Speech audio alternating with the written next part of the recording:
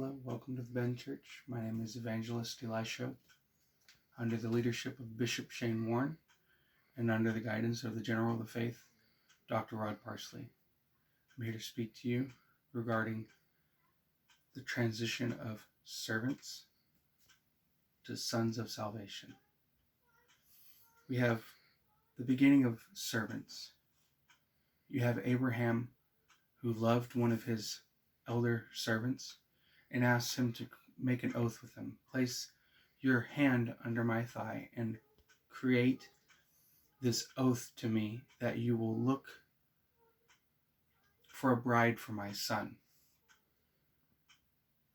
The servant takes camels and goes on this adventure, this journey to look for a wife for Isaac. And when he gets there, he kneels down with the camels and he makes the declaration to God. Lord, you have this unyielding favor and love. In some translations, he says kindness. In another translation, it says steadfast, loving kindness, or kindness and ending love.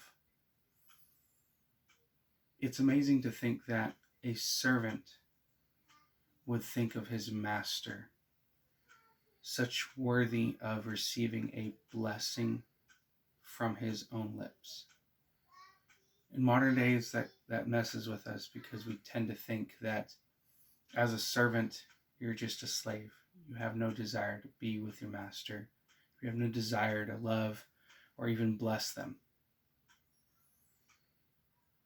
Then we see another transition.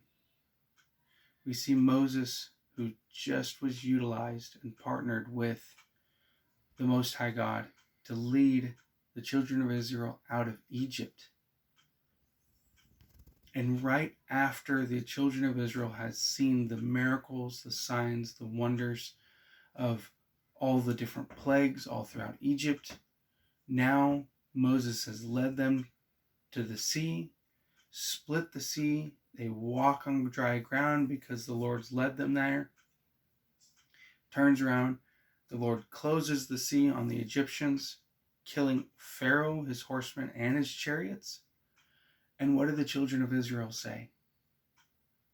We have nothing but faith and love for this God that's delivered us and his servant Moses.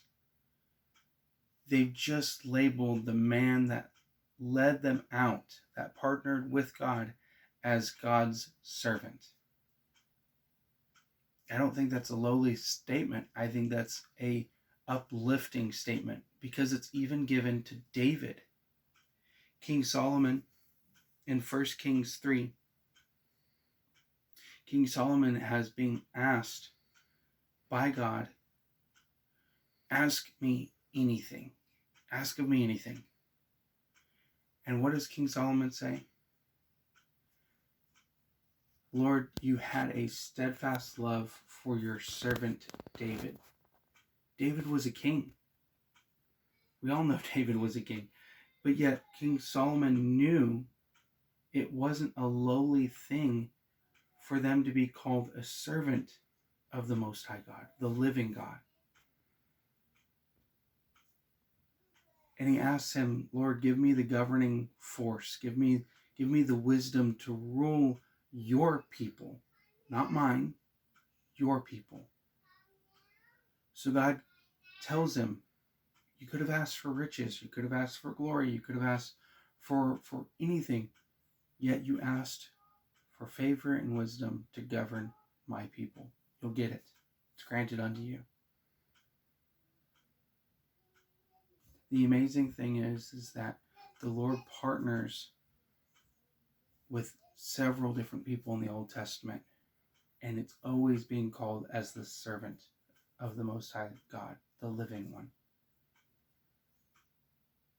Right before it gets into the New Testament, we see a portion from Hosea.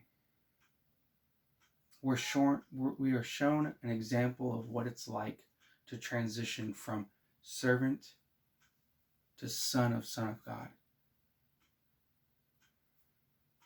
He's told by the Lord to go and marry a prostitute and then to have a son. And then you're going to have another, but it's going to be a daughter. And then you're going to have another, and it's going to be another son. And each of their names represent what the Lord's speaking to the nation at that time. Israel is being cut off.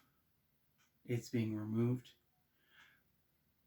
But then I'm giving you an opportunity to be reconciled, to be drawn back together by the Lord. We're then called children of the Most High Living God. We're given examples in the New Testament. John 1:12 to be considered sons of God. Galatians 3:26, 4 and 16. We are seen that we're considered children of God, sons of salvation. Yes, we do things for the Lord and acts of services, but now we're considered sons. It's amazing what Christ did and everything that Jesus reconciled for us. So please be blessed, seeing that yourselves as sons and daughters of the living God.